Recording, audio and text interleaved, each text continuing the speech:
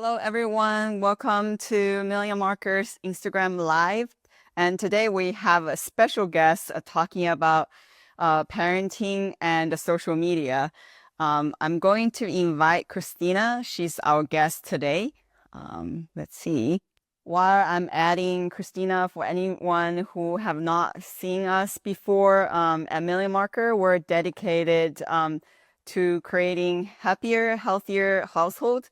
So our detect and detox test kit helps measure levels of harmful chemicals in your urine, and then that can disrupt your hormone and then complicate your fertility journey. So, once we have kids, it doesn't stop there. The work doesn't stop. So, and then we need to create, meaningful connections with the kids. So, which is a lot more challenging than it sounds, and especially in the era of social media. And then that's why we're really happy to have Christina joining us today. She's the founder of Impactful Parents. I was a recent guest on Christina's Impactful Parent podcast, which you can listen by clicking the LinkedIn bio for the post about this IG Live in the Million Marker Instagram feed. So now let's.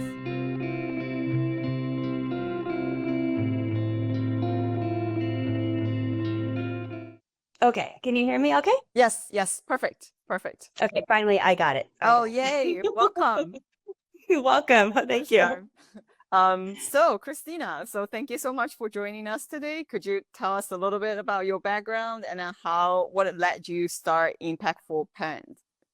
Yeah, sure. So I've been a teacher for over 20 years and I taught all different age groups. I had a really unique teaching experience where I got to teach all the way from preschool to high school, even within a single day because I was an elective. So I taught so many things, but I loved it. It was awesome. And then, life got crazy and things change and I got a divorce and I was like, what am I going to do? I need something different. But I really wanted to still serve people. And I really believe in like helping kids. And that's one thing that I knew really well with working with kids day in and day out for over 20 years of all ages is like, oh, I want to help kids from the source, which is the home. So that's why I founded the Impactful Parent. It's a way of helping parents connect with their kids. I like to say that I help parents turn their chaos into connection with their adolescents. And I just happen to love middle schoolers. They're like my favorite age group ever, but I know that makes me weird, but maybe I can pass that along to some other parents who are having some trouble. So that's kind of how it all came about. I just wanted to get out of teaching so I can focus more on my own 4 kids because I'm a single mom of 4. And I just saw that I needed to focus more on my family than on teaching but still serve, and this is my best way to do it. Yeah, this is incredible. 4 kids is quite a bit. So how have they impacted your Impactful Parents business? Well, they are my biggest fan. They are so great. My kids, especially my teenagers who do have social media, they like my posts and they're supportive, and it's been really great. And it's been awesome for them to watch me do something really outside my comfort zone and so different and take a risk. And it was really, retrospect, looking back, really good role modeling. And I hope that I encourage them to do the same so they could be young entrepreneurs themselves. You're an inspiration for them. So what is impactful parenting to you? So to me, to be an impactful parent is just you're a lifelong learner as a parent. It's like none of this is easy. There are no rules. There's no right or wrong because every kid's different. And so what works for one kid is not going to work for the next. Then right when you think you got things figured out, it changes all over again. Your kids grow up and now what used to work doesn't. So to me, being an impactful parent is really continuously learning how to be impactful in your kids' lives. And to do that, I feel like it's a little bit of learning along the way as they grow. And there's tons of content for parents that have babies, tons of content. I mean, when you got a baby, you're just so excited and you download all the stuff and you watch all the videos and you buy all the books. But then something happens when your kid turns about 10 and all that kind of falls off. And instead of all the mommy groups that you used to go to, that you don't go to them anymore. Instead of all the field trips that you used to take your kids on, even like volunteering in the school, now they only want a few volunteers because they don't want all those parents in the classroom anymore. And you lose that connection with other parents. You lose that some of that just interaction that you get with your kids. And so to me, you got to go and find it somewhere. To be an impactful parent, you got to continuously learn. You can't stalemate it. You can't just like, okay, now you can wing it and that's okay. But you can't, if you really want to be the best parent you can, you're going to be learning along the way as your kids grow. So that's why I created this. I'm hoping that I can just help parents learn as their kids grow into their adolescent years. Also a great role model inspiration for the kids. This is incredible. So Thank you. obviously like communication is like really important during this process. What are some like common mistakes that both sides face, the parents and the kids face in miscommunication? Oh my goodness, so many things. Like, I would say that the most common mistake that parents make with miscommunication is they think that their kids can read their mind. And I know that there are parents out there listening to this right now saying, no, I don't, but you do. You kind of do, because you set out expectations and you think that your kids know them. And a lot of times they don't. It goes over their head. And there's a lack of just really communicating clearly amongst parents. And sometimes that's because we're busy and we're just saying, hey, go pick up your room. And we're yelling from the other room. And that's really easy to ignore if you're not even in the same room as your child and you're asking them to do something. To you assuming that the kids know some certain basic stuff when really they don't. And so I feel like that's a big communication breakdown that a lot of us have. And from the kids' perspective, they also do a lot of assumptions. It's just a whole bunch of assumptions. We assume that our parents, they know all the answers. We assume that they're going to say no sometimes instead of saying yes, because that's the pattern that we created for them. Or it's a lot of assumption, and then the communication breakdown happens. And it's really sad because it doesn't need to be that way. So there must be like tips you have, which we can go over later, for parents, how to actually mitigate or change this miscommunication. Of course. Yeah. Lots of tips. Yeah, lots of tips. Awesome. So what do you think about the role of, social media and smart devices have impacted, relationship between parents and kids? Because I've seen like a lot of my friends who have kids, especially as they grow older, they are on social media or they're on screen all the time.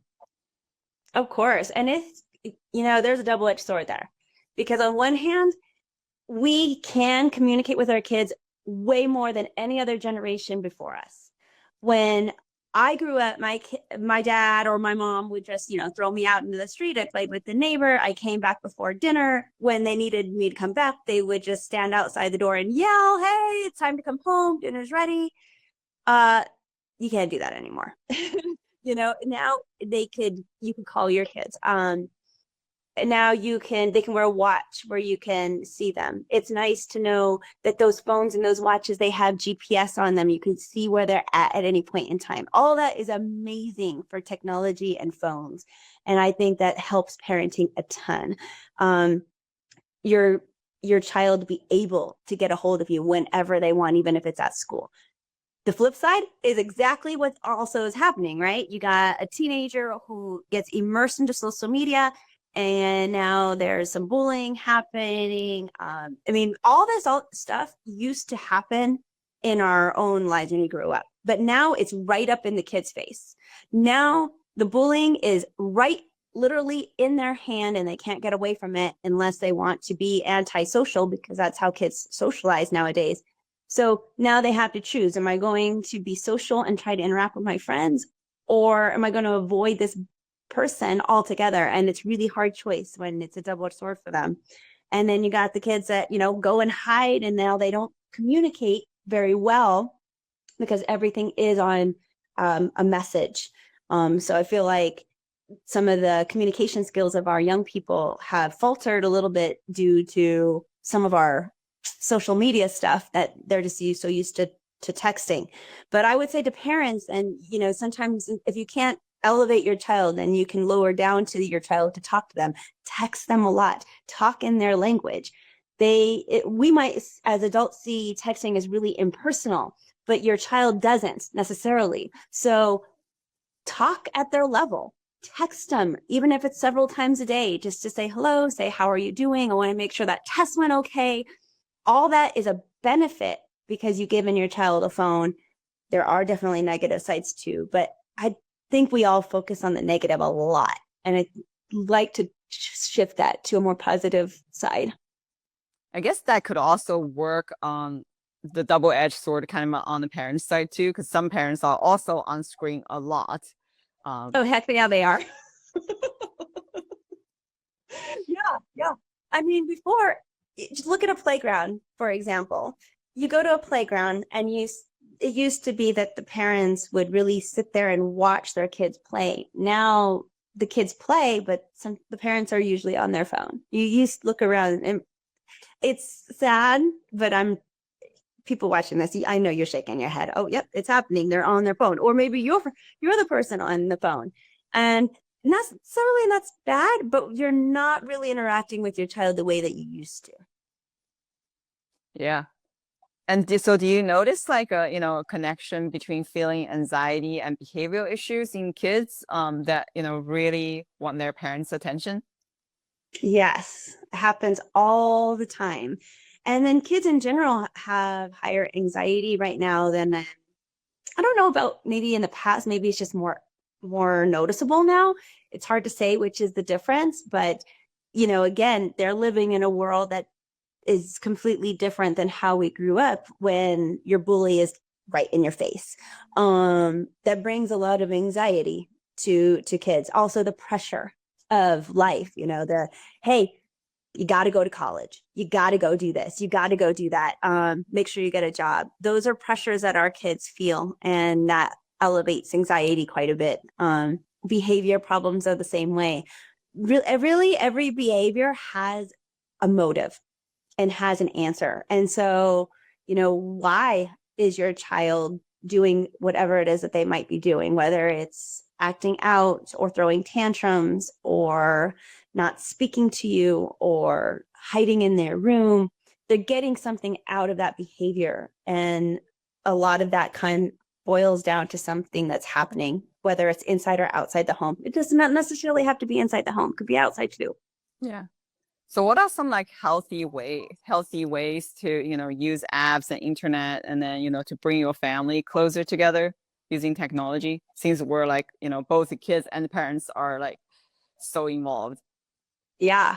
Well, I'm a big advocate of Gab Wireless, which is a phone, like the first phone for your child. It doesn't have any social media on it at all. It's literally just a phone, but on it, it has a GPS tracking. It's got like an alarm, things that an actual phone might use, like where you can call your kid and they can call you, and it comes in also in a watch form.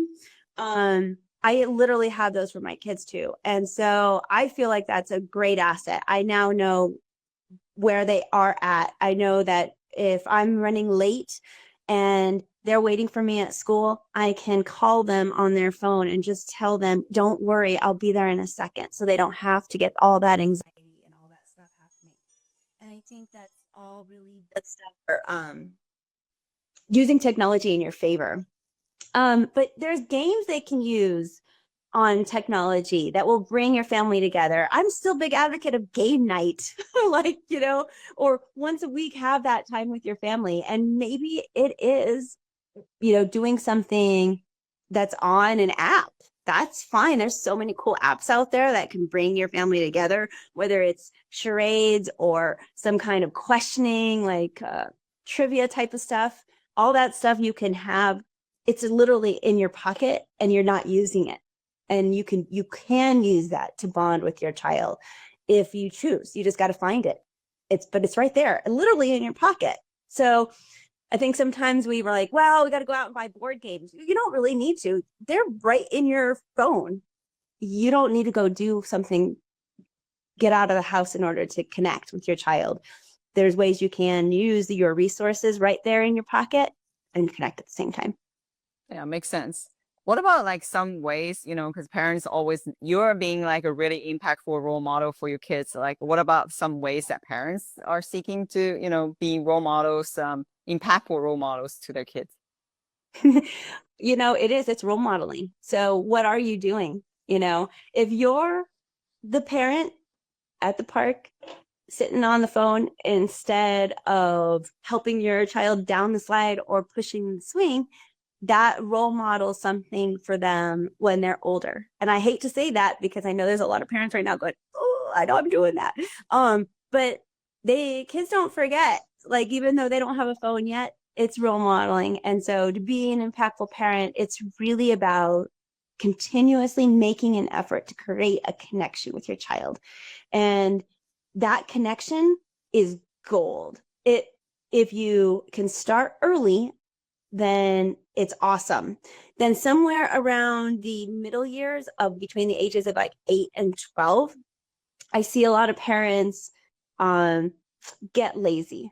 I'm just going to call you out on it. They get lazy. Why? Because those ages are pretty easy as far as your child's a lot more self-sufficient.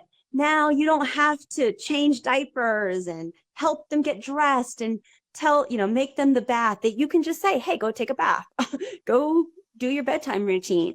Those years get so easy, and you put so much effort into the younger years that parents are exhausted. So they take a little break, they kind of relax, they kind of nail down.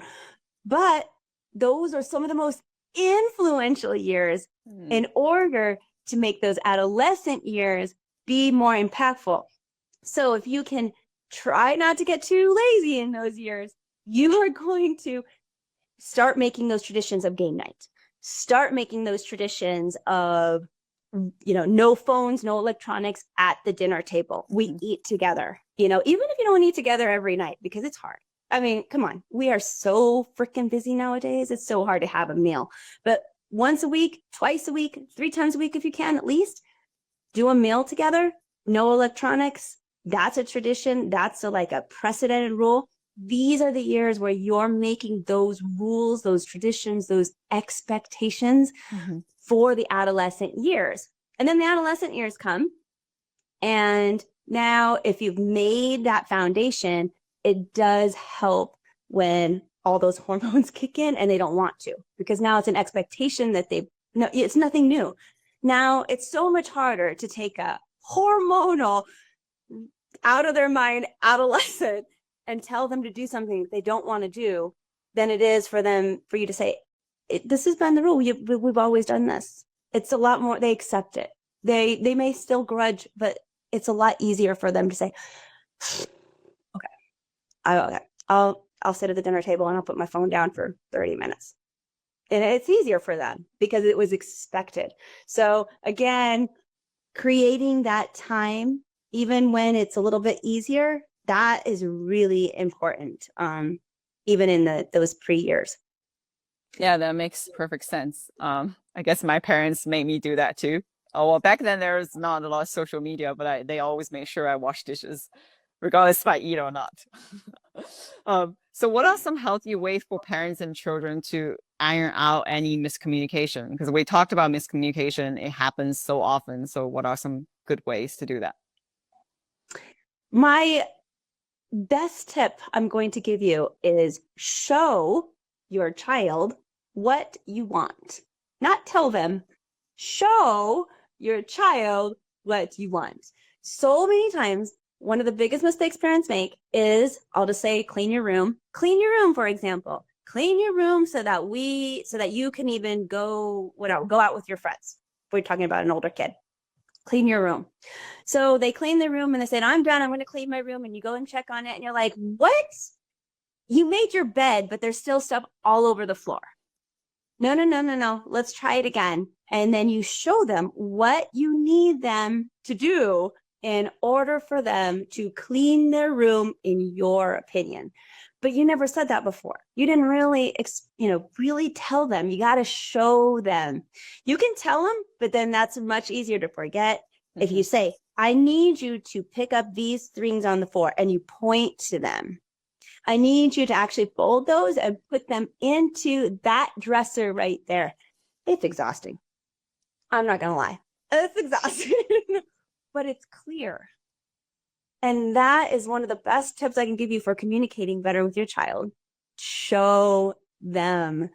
Again, it takes much more effort than maybe you want to do, but it works. This is like a really, really practical tips.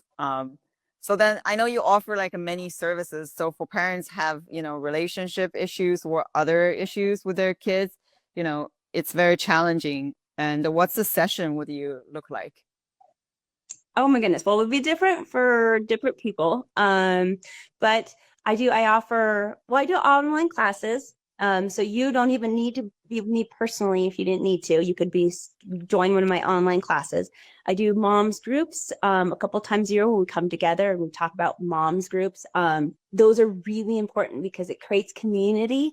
And again, older parents don't have that parental community that they used to have when their children were little. And I don't know about you, but I miss it. I miss that parent camaraderie. So those mom groups are really important. And with those, I pick a topic and we talk about that topic and extensively through that particular session. And I'm open to other topics that people want to bring to the table. Say, next week, can we do this? Because it's really been bothering me. Be like, sure, let's talk about that. And we'll brainstorm for you, because you're always never the only one that's going through something. So we talk about it. And then there's a one-on-one coaching. And one-on-one coaching is really catered to you, because what is it that you need? It'll start off with some general, hey, I need to get to know your family. I can't help you until I know your family. So the first couple sessions, I'm asking you all about your family. Tell me all about it. I want to hear about their personalities. I want to hear about everything, so that I have a picture in my brain. Then from there, start asking me questions. What do you need help with? Specific things. Is it, I can't get them to stop biting kids at school, or I can't get my teenager to come out of their room and spend time with us. Okay, so then we start talking about specific problems that are catered to you, so that we can brainstorm on how we can fix them. And I can do family coaching too. So sometimes those can be really impactful, because you have a child who's willing to talk to me, then it opens up a whole new realm of being able to get some help, because now I get to hear it from the child's perspective, and I can also help together. Those tend to be the most impactful kind of sessions. Yeah, this is awesome. So what about, tell us a little more about your podcast, because your Impactful Parent podcast has a ton of really wonderful resources for parents. Yeah. So the podcast is every week, because I believe in that continuous learning of a parent. Every week I put out at least one parent education video. Last week I had you, which was amazing. And we talked about the toxins all around us and how to live a healthier lifestyle, because it's so important. So we have guest speakers come on once a week and educate us in some way, whether it's healthier living, to how to help a parent, to help your child, gadgets to use that can make your life easier, and technology. I have a gadget guy who comes on from time to time. He's amazing.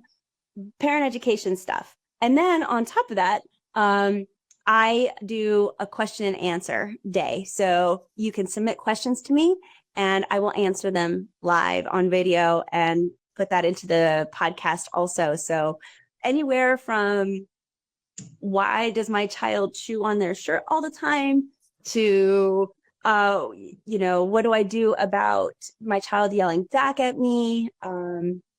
What do I do if I think my child's addicted to Minecraft?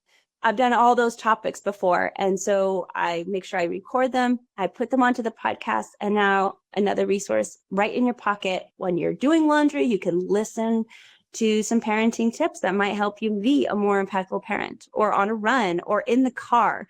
I really actually try to keep my parent education videos between like 5 and 15 minutes if I can, because it's a car drive. I want to make it easy. You shouldn't have to spend a whole hour of your day to learn something new. It could be very short. That's my belief anyway. So that's what I try to give to other people. Yeah, I remember those guidelines and I thought it was really, really on the point. Love it. So thank you so much. So everyone be sure to follow Christina at the the Impactful Parents on Instagram. And then you can also check out her website at theimpactfulparent.com. And then also check out the podcast, obviously. And so you can listen to that and then plus all other great content. So thank you so much, Christina. Thank you. I really appreciate it. Talk to you later. Thank you, everybody, for joining. Bye.